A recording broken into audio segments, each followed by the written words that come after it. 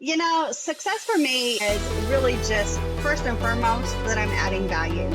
And that can be in my personal life or in my professional life. With my children, when I spend time with my children, even from the time that they were little, I would turn the radio off in the car. When I had my kids captive in the car, I wanted to talk to them. I wanted that to be valuable time and not just a waste of time. So it's value. I always want to have value add. And in the professional space, it's if I'm coming and working with a client, it better be a value add or you don't need me, right? So I'm very much about value, and when I feel as though I'm adding value in others people's lives, then I'm successful.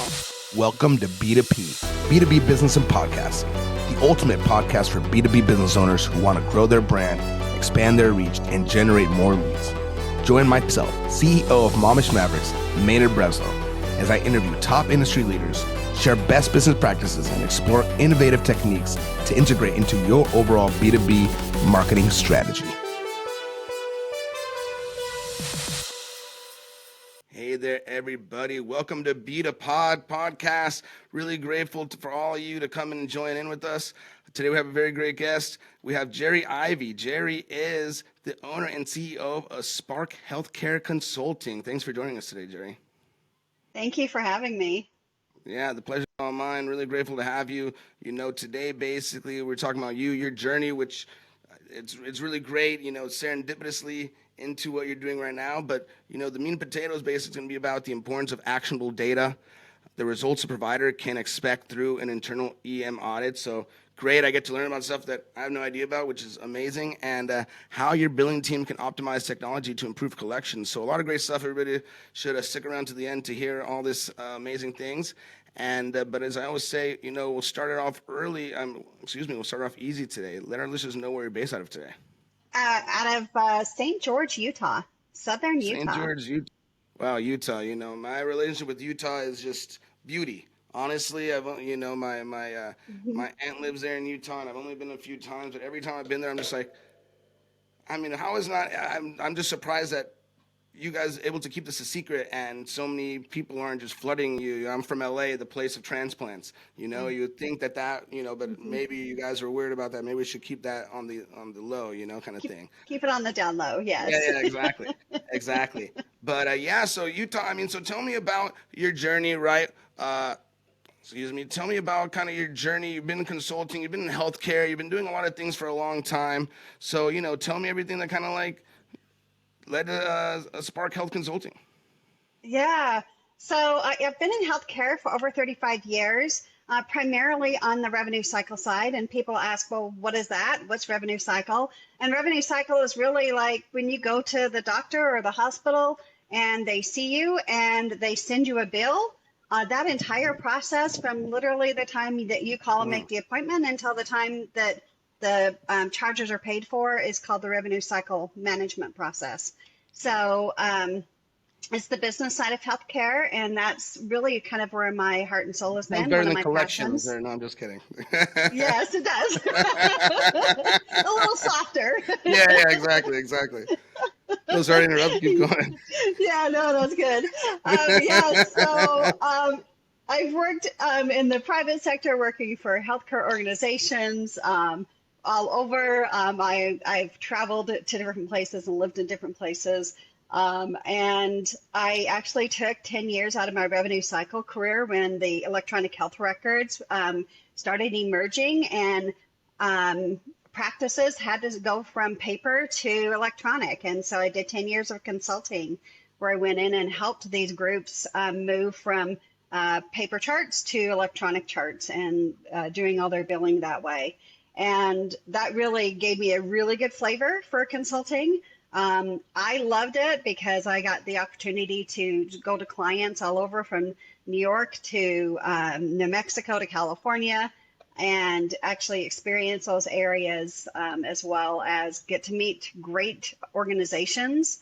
And I think I've shared with you, not only when a consultant comes in do we get to come in and help them either with a project or a task that they're working on, but a lot of times we learn best practices from them as well.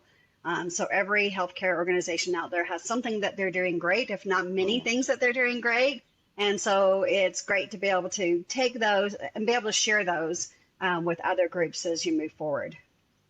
I love that. I mean, So, yeah, I think that that was something that really sticks out to me because I think sometimes we think about consulting like everything's a mess, come fix it, yeah. or like this part's a mess, and it's like, well, listen, this part may be a mess, but not the whole system isn't broken. This is actually really nice what you're doing here. I haven't seen anybody do this before, and you get to like Yeah. pick that up and now like make that part of like is an ingredient in your recipe, and maybe it doesn't work for this company, but maybe over here you can integrate that, and it's fantastic, Hmm. right? I mean, I think that that's one of the things that companies really miss is you want to create a culture, you want to create, a system, and you optimize it as much as possible. But ultimately, a lot of times it's an internal, and people who are like sitting there looking at it, thinking about it, looking Hmm. at it, and oh, this problem arises, and you try and like put some duct tape on it and fix it. And, like now it's fixed, but you're like really haven't gone to like the crux of what's actually going on in here. And I think that that's Hmm. really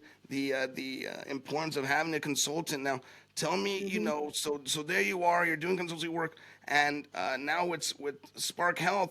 I guess how are you helping people there that may be different from what you're doing before, and now as an independent consultant?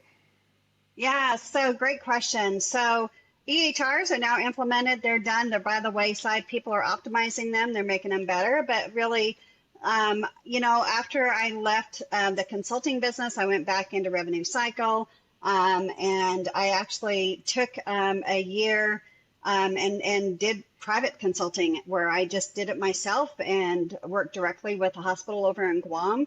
And for a year, did a 1 year contract and really helped them set up really just kind of the revenue side of things and being able to, again, understand the business side of healthcare.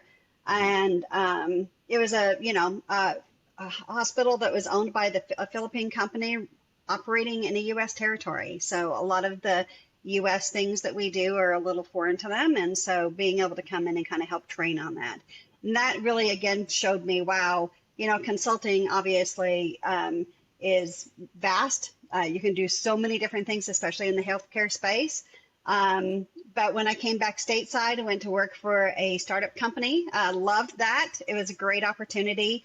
Learned how to set things up right the first time, which was something in my career that was fun because a lot of times I was brought in to clean things up versus Mm-hmm. now I get to set it up right the first time and we get to do it, the right way instead of have to come in and correct things. But honestly, I kind of hit a point in my career and I had started actually gotten a couple of referrals to do some side consulting assignments. And I think it was early this year or end of last year, my husband and I got talking and said, we just need to do this as a business. Let's Mm-hmm. just do it, right? It's really kind of being able to take and make sure that providers are getting what's owed them, and making sure that their performance, their financial performance is where it needs to be in order to be able to keep them sustainable. Yeah, I know and that's everybody thinks amazing. that healthcare is like easy noodles and doctors are just rolling in cash, but they're not. They It's have to it's work for so that. crazy.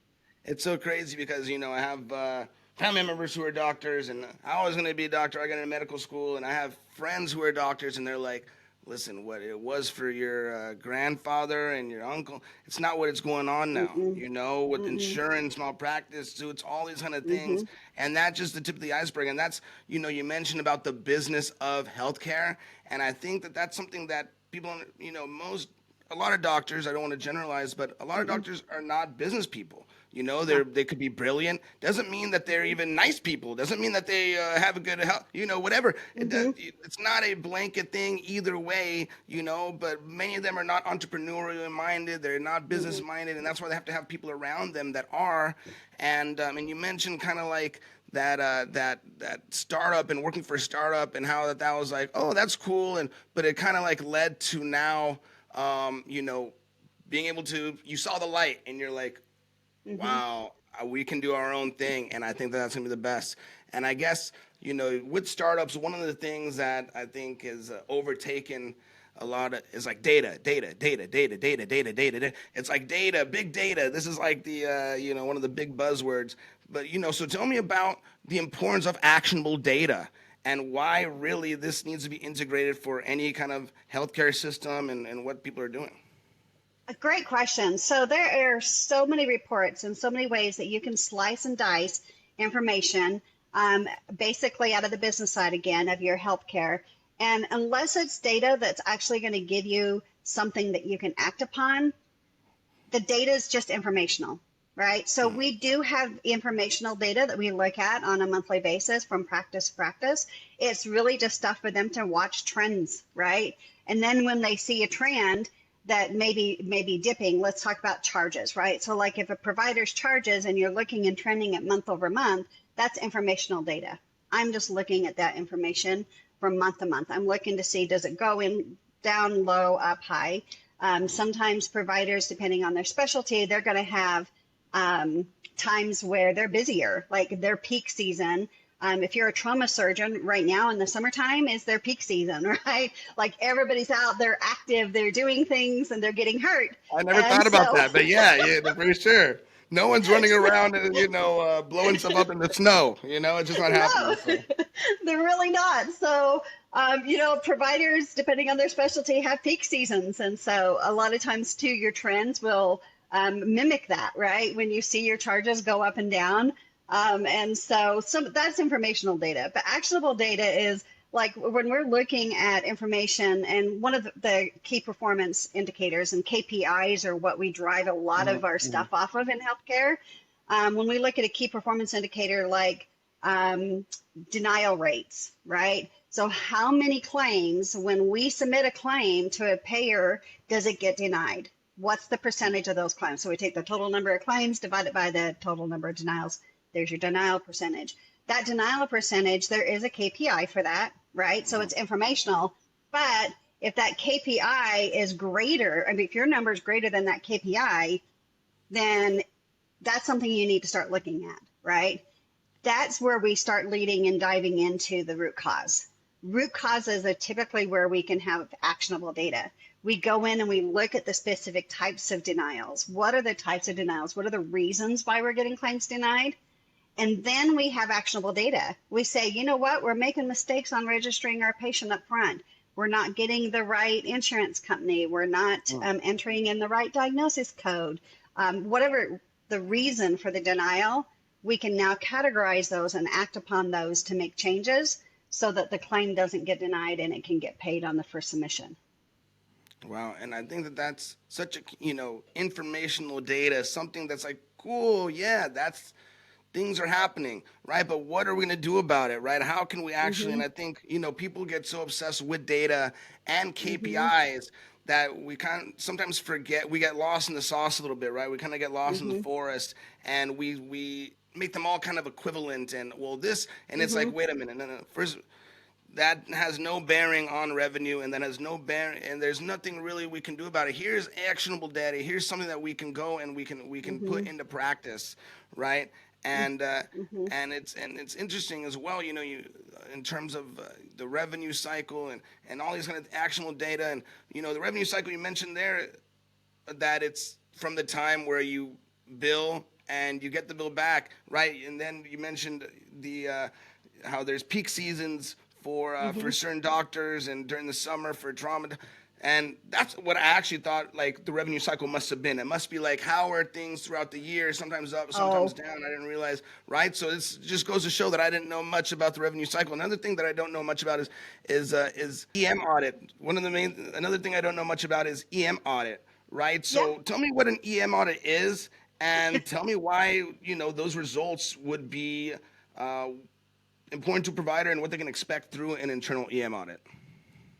Yeah, so E&M it stands for Evaluation and Management. And so, again, this is the crazy part of business and healthcare, is that for every type of visit that you go to the doctor, there is what we call a correct procedural code. It's a CPT code. So there's a code that they use to say, this is what you need to bill for this patient. And E&M is evaluation and management. And when you go to just your general doctor, family medicine doctor, and see them, there's different factors that go into that evaluation and management code as to which level, right? So there's typically 4 levels. There's 5 out there, but really only 4 that they bill. for either whether you're established or you're a new patient, right? So if I'm a new patient and I'm coming in, I could hit one of those 4 levels. And as you can expect, each of those 4 levels have a different dollar value, right? So the higher the level, the higher the dollar value that they get reimbursed for it, right? Well, evaluation and management codes then obviously get billed out to the insurance company and they get paid. And the evaluation and management audit, an E&M audit, is where we come in and we look at the documentation. We verify that the code that was billed is the appropriate code. If it is not, then we report back to them. We report why, right? So the problems addressed is one of the components that go into it. The information that's being reviewed and or ordered results, tests that are being ordered, or if, let's say, a surgery is being suggested, right? You go into a surgeon and they say, yeah, we need to do surgery for this, right? That's one of the factors, the medical decision making. Those are all things that go into it. And when we look at the documentation, we take into account all those factors, come out with a code and say, this is where you're at. Now, the reason why that's important is because Medicare, who is really governs, CMS is a lot of things we govern things off of, how Medicare bills and pays and what their guidelines are. And so the Office of Inspector General is actually another governmental body who does audits, right? So OIG is what we call them. OIG will actually look at a payer's practices. I said that wrong. Practices the way that they bill things out, and they look at that and they trend it out, and they do what they call a bell curve for the E&M codes.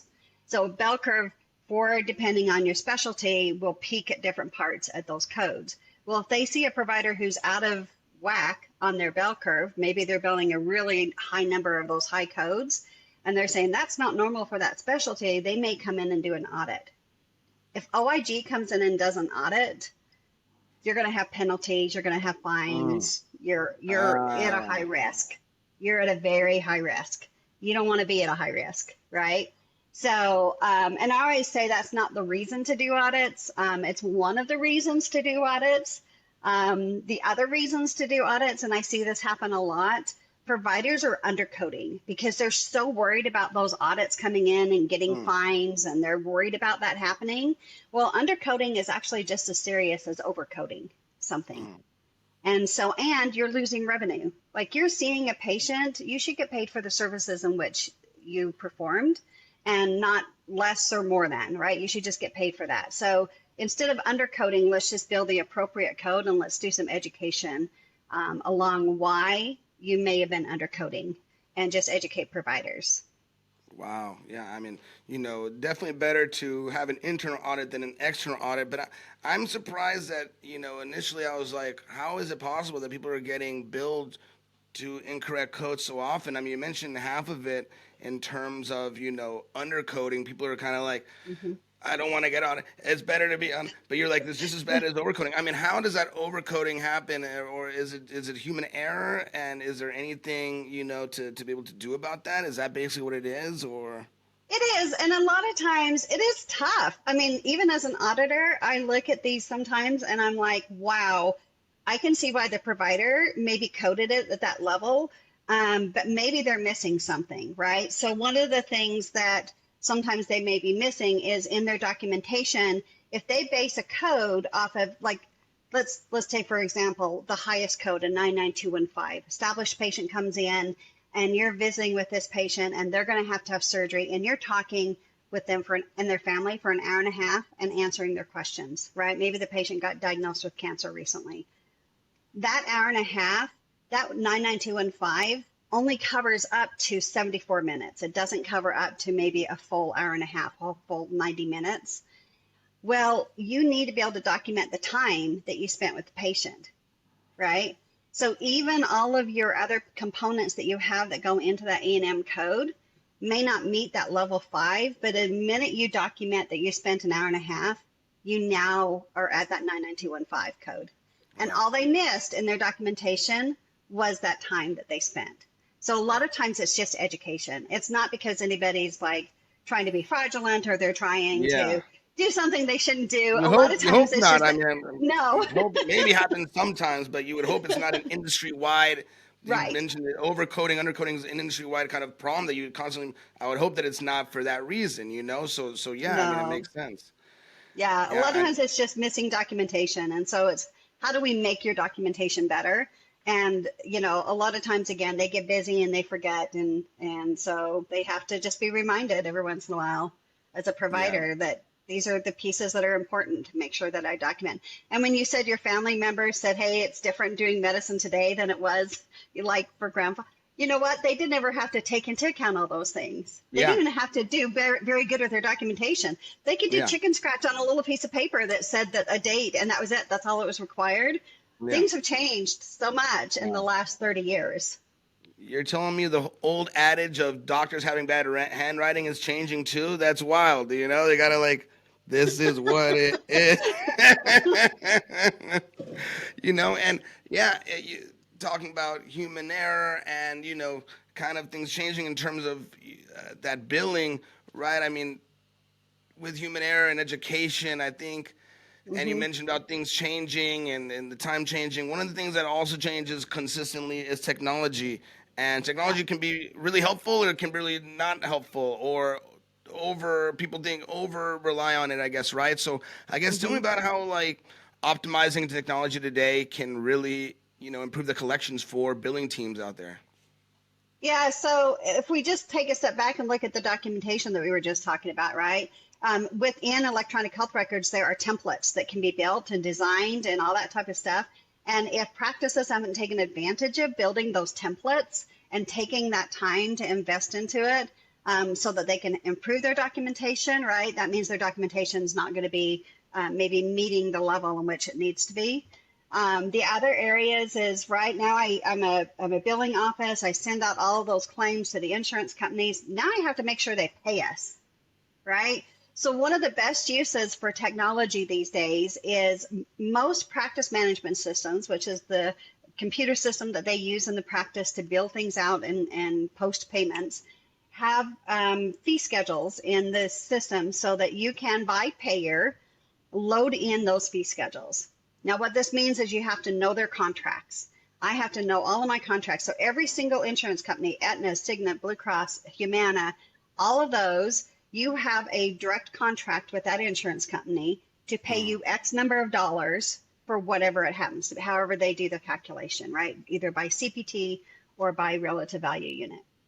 You need to know that. So you need to look at your contracts. You need to know that information. You need to know what that fee schedule is and how much they should be paying you, because just like any other technology flubs, their system may not be loaded with the right fee schedule and they could be underpaying you, Mhm. right? So you may not be getting paid what you agreed to with that insurance company. So once you go through that process, you get your fee schedules and you load them into their system. Now you can actually, again, have actionable data. You can say, this is what they allowed or they paid us, and this is what our contract says. Well, they're paying us less than what they're supposed to be paying us. So we need to go back and ask them for the additional money. And then usually they figure out what the problem is. They go in and fix their computer system and they start paying you correctly going forward. But you Wow. don't want to leave money on the table because again, Yeah. it's you're fighting for every dollar. No, I mean, and like you said, I mean, everything's changing. The economy is changing, healthcare is changing, and talking about, you and your husband deciding, hey, you should go into this and go full steam, I guess, obviously. And, we're talking about um, healthcare providers billing their, uh, you know, uh, patients and everything going on there. And I Hmm. guess, doing what you're doing, having a business, right? The most important thing is also being able to have clients to be able to bill and having Yeah. having your own revenue cycle going on there and that stuff, right? So I Yep. guess in that regard, you know uh, what's like the biggest challenge that you're facing right now in terms of bringing new business and everything, and or maybe what have you done to get that going now, and kind of your earlier stages of the business. Yeah, so we've really been focused on Spark getting the foundational pieces, right? This is kind of those lessons learned in starting a startup is let's make sure we have those foundational pieces in place, right? One of the things that I've always been um, felt was very important is making sure that we have the credentials and the credibility as a company when you go out there in the marketplace, right? I want people to understand that we're not just a pop-up mom and pop shop. We're not just, we actually have, I've got the experience, the network, the credentials, I've got the alphabet soup behind my name to be able to get this done, right? But I want it obviously to look official. And so we've been spending a lot of time in that. I've got two really great and incredible clients that I've been working with for the last 9 months. And, referrals from them is where I'm hoping as well. I've actually been working with other companies, even with them. So I have a client in New Mexico, and they have two other, like a billing company and a consultant that they're working with, and they're both going to send me referrals. Again, networking, I think, is probably one of my biggest, obviously, referral sources. For me, that feels natural. That's the easy part, right? Setting up to go to conferences. There's a HealthCon conference that's happening in April in Florida next year, and I'm hoping to go to that and get to visit with people. I'm more of a soft salesperson than a hard salesperson. I'm not going to be the one that's probably going to call you and say, hey, look, you need my services, right? But I'm probably going to grow organically off of referrals and really by word of mouth. And by, again, I've been in the industry for 35 years. I've made a lot of contacts out there. Yeah, and for sure. And, soft sales, I think soft sales are about relationships. And that's the main thing is building relationships, not like, hey, you need, like you said, right? But having a system to build relationships. And obviously you've been there for a long time doing it, and like you said, right? You've been doing this for so long. It's easy to see, but as we mentioned, unfortunately, perception kind of leads before people so having, as you mentioned, having that foundational basis and being able to show that credibility that coincides with the insides, or with that experience, as I sometimes say, with e-commerce and stuff, it's like it's easier to sell a bad product in a really nice package, marketed, branded well, than it is to sell a great product that doesn't look as good, and that's unfortunate sometimes, but definitely, as you mentioned, the networking, the communication, the relationships. To me, it's like relationships are number one. They always are, and in that way, it's things happen for sure. So I love that. I guess is there anything else exciting? I know we're kind of in the earliest stages. Anything else exciting that you want to share with our audience today? I think probably one of the funnest things that we have done as we've launched the company is, and I wish I had him here with me, but you can go out and actually look for the Sony Aibo dog. And we actually have one of the little robot dogs, and he is our representative of the company. You can look on LinkedIn. We post videos as he learns new tricks and different things, but he's been a big part of us launching the company as well. And they're adorable. They're cute little dogs. I've now got my granddaughter hooked on watching the videos online because she just loves these little robot dogs. But, I think just being able to incorporate something like that that we can use as a marketing tool or that's a little bit of fun and can put some smiles on people's faces and know that, again, we're about relationships. We're not just about the business. And we do have a soft side, and his name is Spark. The dog's name is Spark. Yeah, and that's great. He actually, a couple of weeks ago, I went on a client site visit for a couple of days, and he went with me and got to meet everybody and got to take a picture with the team. And so that's one of the fun things that we've been doing as well with launching the company. I love it. The combination. I'm starting to see now the connection. Spark, robot, and what can I say, so it's all amazing stuff there. I guess, how can our listeners find out more about you, about Spark Healthcare Consulting, and get in contact with you and seek out your services? Yeah, so I appreciate that. Obviously, you can find me on LinkedIn, Jerri Ivey, or Spark Healthcare Consulting's on LinkedIn as well. Our website will be up here in the next probably a week from tomorrow. Yay. Our website will be officially live on August 30th, and so sparkhealthcareconsulting.com is out there as well. So there is a way you can look at all of our services, what we offer, as well as there is a contact form in there where you can reach out to us. Wow, that's incredible. Yeah, and by the time this comes out, it will be out. So all those links will be there here in the description. So seek out Jerri. You can find her very easily by just clicking here on the description and be able to find her. And I guess, before I let you go, I always ask everybody, and love to hear you, let our listeners know success means something different to everybody, right? So what does success look like for Jerri? What is your definition of success, whether physically, spiritually, with business, otherwise? Tell me what success looks like for you. Success for me is really just first and foremost that I'm adding value. And that can be in my personal life or in my professional life. With my children, when I spend time with my children, even from the time that they were little, I would turn the radio off in the car. When I had my kids captive in the car, I wanted to talk to them. I wanted that to be valuable time and not just a waste of time. So it's value. I always want to have value add. And in the professional space, it's if I'm coming and working with a client, it better be a value add or you don't need me, right? So I'm very much about value. And when I feel as though I'm adding value in others people's lives, then I'm successful.